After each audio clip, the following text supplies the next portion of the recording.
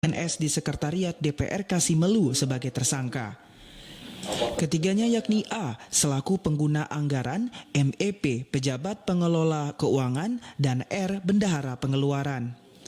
Asisten Tindak Pidana Khusus Kejaksaan Tinggi Aceh mengatakan penetapan ke-6 tersangka dilakukan setelah penyidik menemukan bukti yang cukup dugaan tindak pidana korupsi dalam kegiatan perjalanan dinas luar daerah ini.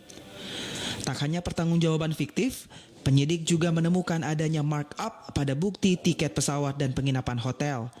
Bekas Ketua DPR Kasimelu berinisial M dinilai menginisiasi pertanggungjawaban fiktif ini.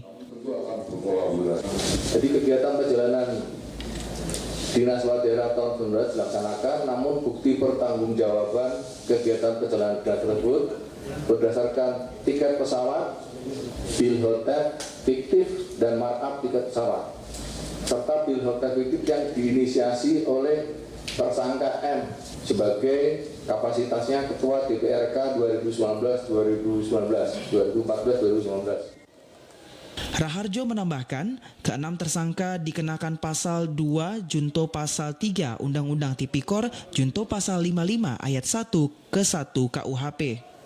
Sesuai hasil penghitungan kerugian negara dari BPKP Aceh, negara dirugikan sebesar 2,8 miliar rupiah. Dari Aceh Besar, Arman Konadi, TVRI melaporkan.